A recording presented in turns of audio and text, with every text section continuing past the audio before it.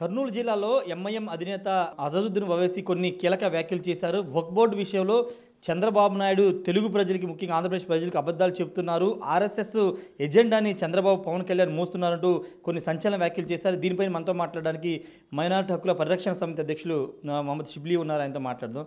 Sir, ఏంటి ఈరోజు ఓవైసీ చేసిన కామెంట్లు? తెలుగుదేశం పార్టీ వక్ఫ్ బోర్డు వీళ్ళకి మద్దతు ఇచ్చింది, కేవలం అమరావతిని కాపాడుకోవడం కోసం ఢిల్లీ వెళ్ళి ఆంధ్రప్రదేశ్ ప్రజల్ని ఆయన మోసం చేస్తున్నారంటే ఆయన కామెంట్ చేశారు. తిరగబడండి తెలుగు తమ్ముళ్ళు అంటే పిలుపునిస్తున్నారు. అది తెలుగులో ఒక సామెత ఉంది. ఆ సామెత ఏంటంటే అత్త మీద కోపం దుత్త మీద చూపించారు అన్నట్టుగా ఇక్కడ పరిస్థితి ఏంటంటే ఒక సైడ్ మాట్లాడుతూ యాక్చువల్గా ఏంటంటే ఈయనకి ఉన్న కోపం ఎవరి మీద?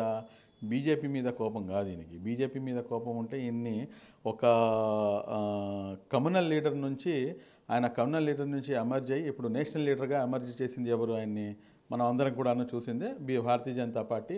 మొన్న జరిగినటువంటి పెహల్గాం దాడుల్లో ఆయనకి అంతర్జాతీయ స్థాయిలో కూడాను అందరి దగ్గరికి పంపించి దేశం కోసం అని చెప్పేసి ఆయన పంపించడం జరిగింది. అదేవిధంగా మీరు చూసుకుంటే కనుక మొత్తం గత 11 సంవత్సరాల నుంచి భారతదేశంలో భారతీయ జనతా పార్టీ పరిపాలనకు వచ్చిన దగ్గర నుంచి ప్రతి ఒక్కరు చెప్తుంది ఏంటి? ఆ A team, B team, C team, ఏదేదో టీంలు చెప్పి ఆయన్ని సంబోధిస్తున్నారు. దీని గురించి ఆయనకి ఎక్కడా కూడా ఇది లేదు. ఆయన బీజేపీకి వ్యతిరేకం కాదు. ఆయన యాక్చువల్గా ఏంటంటే వైసీపీకి అనుకూలము. ఇది చాలా స్పష్టంగా ఏంటంటే వక్ఫ్ బోర్డ్ అమెండ్మెంట్ బిల్లు కోసం అని చెప్పేసి వచ్చి సభ నిర్వహించడం, దాన్ని ఎవరు తప్పుపట్టారు? మీరు రావచ్చు, మీరు ఎక్కడైనా కానీ రాజ్యాంగబద్ధంగా రావచ్చు, వచ్చి ఇక్కడ సభలు నిర్వహించవచ్చు. కానీ ఇక్కడ ఉత్పన్నమవుతున్నటువంటి ప్రశ్న ఏమిటంటే మీరు ఇదే పని గతంలో ఎందుకు చేయలేదు? ఇదే తప్పు. సరే, ఈయన చేసింది తప్పు అంటున్నారు, ఓకే, ఇది తప్ప ఒప్ప తర్వాత మాట్లాడుకుందాం మనం. ఇదే తప్పు మళ్ళీ గతంలో కూడాను సిఐఏ ఎన్ఆర్సీ సమయంలో వైఎస్ఆర్ కాంగ్రెస్ పార్టీ ముక్కమూడిగా మొత్తం 33 మంది ఎంపీలు, దాని తర్వాత రాజ్యసభ ఎంపీలు, లోక్సభ ఎంపీలు అందరూ కలిసి వెళ్ళి మీరు సపోర్ట్ చేసిన తర్వాత మీరు ఆ రోజున మీరు ఎందుకని చెప్పేసి మాట్లాడలేదు? ఆ రోజు మీరు ఎందుకని చెప్పేసి మీరు వైసీపీకి లోకల్ బాడీ ఎలక్షన్స్లో మీరు ఓటు వేయవద్దు అని చెప్పేసి మీరు ఎందుకు చెప్పలేదు? ఎందుకని చెప్పేసి వైసీపీలో ఉన్నటువంటి అప్పటి ఎవరైతే నాయకులు ఉన్నారో వాళ్ళందరినీ కూడాను బయటికి రమ్మని చెప్పేసి మీరు ఎందుకు పిలుపునివ్వలేదు?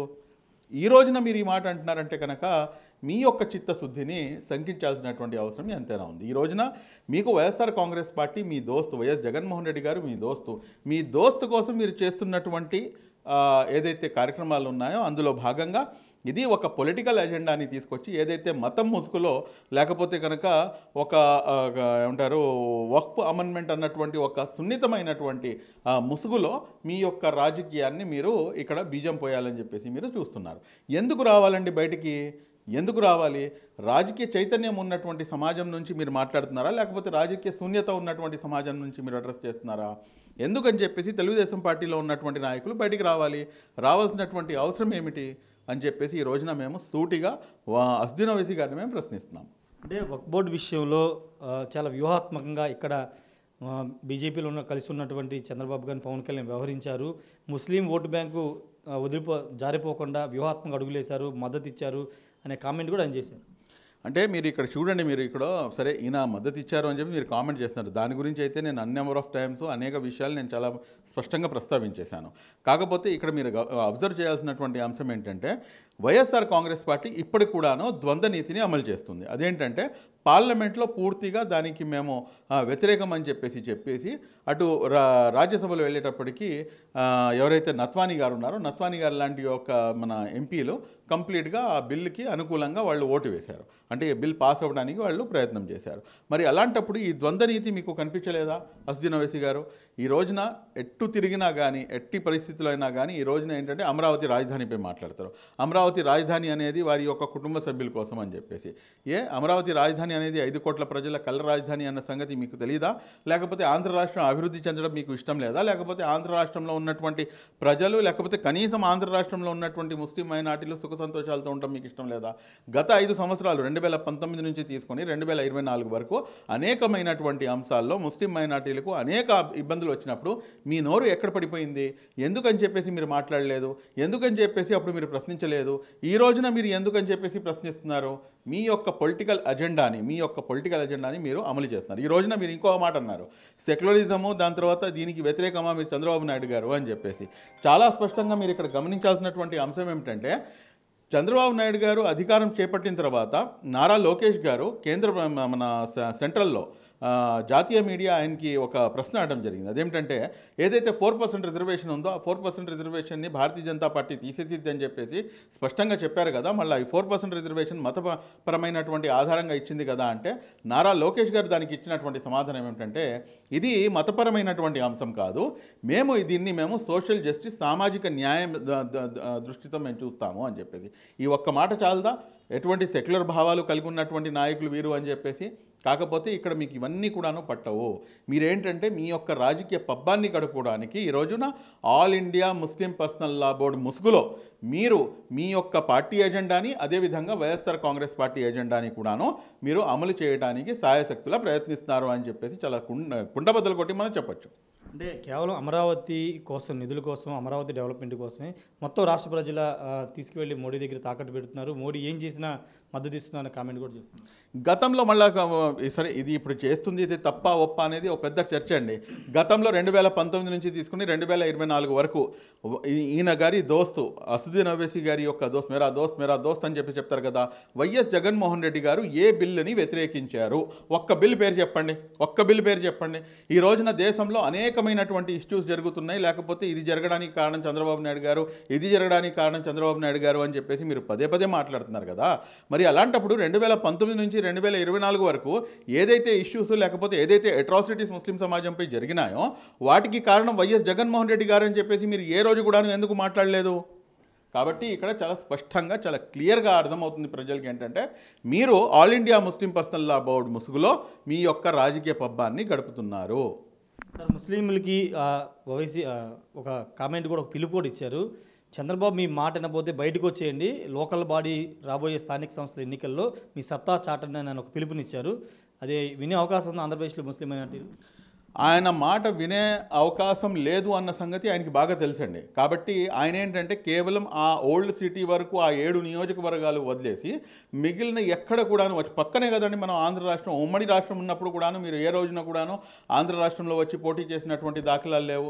గతంలో ఎప్పుడో అక్కడ ఇక్కడ ఆరాకోరా మీరు చేశారు. ఇప్పుడు ఎప్పుడైతే వైఎస్ జగన్మోహన్ రెడ్డి గారు ఇక్కడ అధికారంలోకి వచ్చిన తర్వాత మీరు కంప్లీట్గా ఏంటంటే దాసోహంగా ఆయనకి ఒక బానిసగా మీరు తయారైపోయారన్న సంగతి అందరికీ తెలిసిందే. ఈ రోజున మీరు మీ యొక్క పొలిటికల్ పార్టీ పెట్టుకొని మీరు ఏ రోజున కూడాను ఆంధ్ర రాష్ట్రం నుంచి మీరు ఎక్కడి నుంచి కూడాను మీరు పోటీ చేయలేదు. మరి అలాంటప్పుడు ఈ రోజున మీరు ఆల్ ఆఫ్ సడన్గా తెలుగుదేశం పార్టీలో ఉన్నటువంటి ముస్లింలు బయటకు వచ్చేయండి అని చెప్తే ఎందుకు రావాలి? గత 42 సంవత్సరాల నుంచి తెలుగుదేశం పార్టీ ముస్లిం మైనార్టీలకి కావాల్సినటువంటి అనేకమైనటువంటి అంశాలు, ఆర్థికంగా, సామాజికంగా, రాజకీయంగా అనేక అంశాల్లో కూడాను మేము సెక్యులర్ భావాలు కలిగినటువంటి పార్టీ అని చెప్పేసి చాలా స్పష్టంగా ఎస్టాబ్లిష్ చేసుకుని ఉన్నారు. ఈ రోజున రాజకీయ చైతన్యం లేకుండా ఉన్న పలంగా మీరు ఇంకా 4 సంవత్సరాలు ఉంది. సరే, దాంట్లోంచి రావాలా లేకపోతే వాళ్ళు చేసింది తప్ప ఒప్ప అనేది అదో డిఫరెంట్ చర్చ. కానీ 4 సంవత్సరాలు ఇంకా అధికారం పెట్టుకొని మీరందరూ కూడాను బయటకు వచ్చేయండి అంటే ముస్లిం సమాజానికి మీరు ఏం చేయబోతున్నారు? మీరు ఎటువంటి మేలు చేయబోతున్నారు? ఏ రకంగా? ఇప్పుడు మొన్న మీకు తల్లికి వందనం అన్న కార్యక్రమంలో ఎంతమంది అయితే ఉన్నారో పిల్లలు వాళ్ళందరికీ కూడాను డబ్బులు వేశారు. ఇది మీ కంటికి కనిపించలేదా? దీని గురించి మీరు మాట్లాడలేరా? దీని గురించి మీరు పాజిటివ్గా మీరు వెల్కమ్ చేయలేరా? వైఎస్ జగన్మోహన్ రెడ్డి గారు కుటుంబంలో అందరికీ ఇస్తాను అని చెప్పేసి ఆయన ఒక్కడికే ఇచ్చి మాట ఇచ్చి మడమ చెప్పినటువంటి నాయకుడు ఆయన. మరి అలాంటప్పుడు ఇక్కడ ఈయనేమో అందరికీ ఇస్తాను అని చెప్పేసి ఒక కుటుంబంలో 2 ఉన్నా, 3 ఉన్నా, 4 ఉన్నా, లాస్ట్కి 6 పిల్లలు ఉన్నా కానీ అందరికీ కూడాను డబ్బులు వేసినటువంటి దాఖలాలు అనేకంగా మనం చూసాము. అక్కడ ఎక్కడ కూడాను మైనార్టీయా లేకపోతే ముస్లింలా లేకపోతే ఓసీలా లేకపోతే ఎస్సీయా ఎస్టీయా అనేది చూడలేదు కదా. అందరికీ సమన్యాయంగా అందరికీ కూడాను ఆ ఫలాలు అందే విధంగా అందరికీ కూడాను డబ్బులు వేయటం జరిగింది. మళ్ళీ ఇది ఎందుకు మీ కంటికి కనిపించట్లేదు? ఎందుకని చెప్పేసి కావాలని చెప్పేసి పర్టికులర్గా ఈ అంశాలన్నింటినీ కూడాను లేవదీసి మీరు గత 5 సంవత్సరాల్లో చేసినటువంటి ఏదైతే అరాచక పరిపాలన ఉందో, ఇంకోటి గమ్మతైన అంశం ఏంటంటే ఈయన చెప్పింది రాబోయే రోజుల్లో ఇంకా అంటే ఆల్రెడీ తెలుగుదేశం పార్టీపై తీవ్ర వ్యతిరేకత ఉంది, రాబోయే రోజుల్లో ఇన్షాల్లా అల్లా అనుకుంటే కనుక తప్పకుండా ఇంకా వ్యతిరేకత అనేది పెరిగే అవకాశం ఉంది అని చెప్పేసి ఆయన చెప్తున్నారు. అంటే మీ యొక్క ఇంటెన్షన్స్ ఏ రకంగా ఉన్నాయి అంటే తెలుగుదేశం పార్టీ ఏదో రకంగా ఇక్కడ నామరేఖలు లేకుండా పోవాలి, మళ్ళీ మీ యొక్క దోస్తు మళ్ళీ అధికారం చేపట్టాలి అన్నదే ఉంది తప్పించి ముస్లింలకు మేలు జరగాలి, ముస్లింలకు మంచి జరగాలి అన్న ఆలోచన మీకు ఏమాత్రం కూడాను లేదు అన్న సంగతి ఇంకొకసారి మీ మాటల ద్వారానే మీరు స్పష్టం చేశారు. ఫైనల్గా ఒక క్లారిటీ ఇవ్వండి. ఇప్పటివరకు మీరు అన్నట్టు జగన్ మేరా దోస్త్ అంటూ పొరుగున్న తెలంగాణలో మాత్రమే ఓవైసీ చెప్పారు, ఇప్పుడు ఏకంగా ఆంధ్రప్రదేశ్కి వచ్చి ఇక్కడ ముస్లింని ఆయన వైపు తిప్పే ప్రయత్నం చేస్తున్నారు. భవిష్యత్తులో ఆంధ్రప్రదేశ్లోకి జగన్కి మద్దతుగా ఆయన ఇక్కడికి వస్తే కనుక ఏదన్నా ఉండే అవకాశం ఉందంటారు? భవిష్యత్తులో కాదండి, 2019 నుంచి 2024 వరకు సూటిగా స్పష్టంగా ఆయన పూర్తిగా వైఎస్ జగన్మోహన్ రెడ్డి గారికి మద్దతుగా నుంచున్నారు. 2024 ఎన్నికల్లో సమయంలో సైతం కూడాను నేను చెప్తున్నాను, మీరందరికీ ముస్లింలారా మీరందరూ కూడాను ఓటు వైఎస్ జగన్మోహన్ రెడ్డి గారికి వేయండి, YS Jaganmohan Reddy far far better, ఓ బెహతర్ హే, ఈ చంద్రబాబు నాయుడు గారికి మీరు ఓటు వేయమాకండి అని చెప్పారు. కానీ ఇంతకుముందు హైదరాబాద్లో ఉన్నారు, కానీ ఇప్పుడు ఏకంగా ఆంధ్రప్రదేశ్లో వచ్చాయని మాటలు చెప్తున్నారు. ఈయన ఆంధ్రప్రదేశ్లో వచ్చి ఈ మాటలు చెప్తున్నారంటే కనుక మీరు ఇక్కడ గమనించాల్సిన అవసరం ఒకటి ఉంది సార్. గతంలో ఈయన అస్దుద్దీన్ ఓవైసీ గారిని ఆంధ్రప్రదేశ్ రావాలంటే కనుక ఆయన్ని రానియకుండా ఆపారు. ఎవరు? వైఎస్ జగన్మోహన్ రెడ్డి గారు. ఎందుకు ఆపారు? కేవలం మోదీ గారికి భయపడి అస్దుద్దీన్ ఓవైసీ గారిని ఇక్కడ రానివ్వలేదు. కానీ ఇక్కడ మీరు చూడాల్సిన అంశం ఏంటంటే మొన్న ఆధునికి వచ్చారు, ఈ రోజున కర్నూలుకి వచ్చారు. ఇంకా 2-3 ఎన్నికలకు ఇంకా 2-3 సభలు ఉన్నాయంట, వాటికి కూడా వస్తారంట. అంటే చాలా స్పష్టంగా ఏంటంటే ఏదైతే వాక్ స్వాతంత్ర హక్కు ఉందో, ఏదైతే మన ఇచ్చినటువంటి రాజ్యాంగం ఇచ్చినటువంటి రాజ్యాంగ విలువలు, రాజ్యాంగ స్ఫూర్తి ఏదైతే ఉందో దానికి కట్టుబడి ఎవరైనా రావచ్చు, ఎవరైనా మాట్లాడవచ్చు అని చెప్పేసి కంప్లీట్ ఫ్రీ హ్యాండ్ ఇచ్చినటువంటి ప్రభుత్వం తెలుగుదేశం పార్టీ ప్రభుత్వం. అందులో ఎటువంటి అనుమానం లేదు. కాబట్టి మీరు ఈ రోజున చెప్పండి, ఇంకోసారి చెప్పండి, ఈసారి రాయలసీమలో అత్యధికంగా ముస్లిం జనాభా ఉన్నటువంటి పరిస్థితి. కానీ ఈ రోజున తెలుగుదేశం పార్టీకి ఇన్ని సీట్లు, ఇంత మెజారిటీ వచ్చిందంటే భారతీయ జనతా పార్టీతో కలిసి ఉన్నా కూడా కానీ నారా చంద్రబాబు నాయుడు గారిపై ఏదైతే ఉన్నటువంటి నమ్మకం ఉందో ఆ అపారమైనటువంటి నమ్మకంతో ఈ రోజున ఆంధ్ర రాష్ట్రంలో ఉన్నటువంటి ముస్లింలు వన్ సైడెడ్గా తెలుగుదేశం పార్టీకి ఓటేయడం జరిగింది. ఇది చాలా స్పష్టంగా కనిపిస్తుంది. ఎందుకంటే రాయలసీమ లాంటి ప్రాంతం, నంద్యాల, రాయచోటి, దాని తర్వాత కర్నూలు, ప్రతి చోట కూడా ఎక్కడైతే ముస్లింలకే టికెట్లు ఇవ్వాలి అటువంటి ప్రాంతంలో కూడాను అందరూ కూడా గెలిచారు. అంతెందుకు సార్, లాస్ట్కి ఒక చిన్న ఎగ్జాంపుల్ చెప్పేస్తాను మీకు. 7 వైఎస్ఆర్ కాంగ్రెస్ పార్టీ ముస్లింలకు సీట్ ఇచ్చింది, 3 తెలుగుదేశం పార్టీ సీట్ ఇచ్చింది. 3 తెలుగుదేశం పార్టీలో ఉన్నటువంటి ముస్లిం సోదరులందరూ కూడాను గెలుపొందితే అక్కడ ఉన్నటువంటి 7 కూడాను డిపాజిట్ కూడా లేకుండా వాళ్ళందరూ కూడా ఓడిపోయినటువంటి పరిస్థితి. కాబట్టి ఎవరి మాట వింటున్నారో అనేది చాలా స్పష్టంగా కనిపిస్తుంది. రాబోయే రోజుల్లో అంటారా, రాబోయే రోజుల్లో చక్కగా చూద్దాం, రాజెవరో రెడ్డెవరో అనేది చాలా స్పష్టంగా తెలుస్తుంది.